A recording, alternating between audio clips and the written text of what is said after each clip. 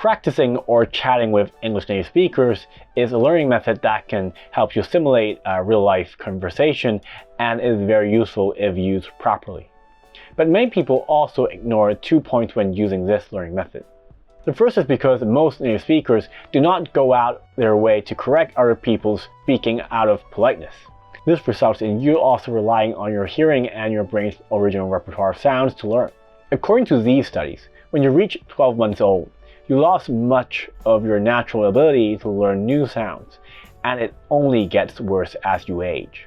This means that if you rely solely on hearing, you can only use your brain's original repertoire of sounds to find sounds, unless you have amazing hearing abilities or unless you are very young. The principle is just like singing. Many people cannot perfectly imitate a song sung by singers just by singing along, unless they have been exposed to a wide enough range of singing sounds and tones since childhood. If you don't believe me, let me do another test with you. Do you think you would understand these words if you hadn't grown up speaking Cantonese? Fun, fun, fun, fun. Go, go, go, go, go, go, go, go, go, go. So normally, unless you're like most native speakers and were exposed to enough correct sounds at a young age, your brain will naturally find what it thinks is the most appropriate sound in the repertoire of sounds. That is, use the incorrect sounds instead. The second point is that even if the native speaker is willing to correct you, there is a high chance that he or she will not know how to effectively help you. For example, some English native speakers will tell you not to pronounce t. Pronounce it as da or ah to have a native accent. For example, water, important. But this is only partially true. If you listen to this advice, what will these words become? Ok, en, a, or, aun, ein. The real time not to pronounce t is t or d must be between two vowels. The second vowel must be in a weak syllable. For example, water to water. Another example is that some Chinese native speakers pronounce the as the. Native speakers usually only teach you that when pronouncing the front of your tongue should touch the upper teeth. But this is only partially true. There is another difference between the and the. To pronounce the air is first stopped and then suddenly released, which feels like an explosion.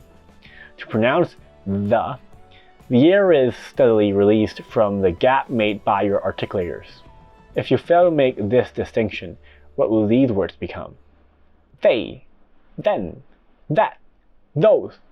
But the correct way should be they, then, that, those. So even if you have practiced or chatted so much with English native speakers, you may only get some superficial results.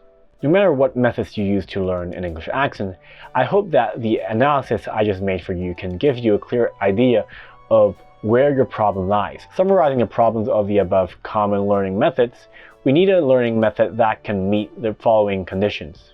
Having stable pronunciation and intonation rules so you don't have to be afraid of exceptions in English. Not needing to rely too much on your hearing and brain's original repertoire of sounds, allowing you to learn new sounds even after missing the critical period for learning new sounds. Having targeted assessment methods so that you can find ways to improve your own problems. Pronunciation and intonation targeting satisfy the above conditions perfectly. When you have such a learning method, to what extent do you think your English accent can be greatly improved?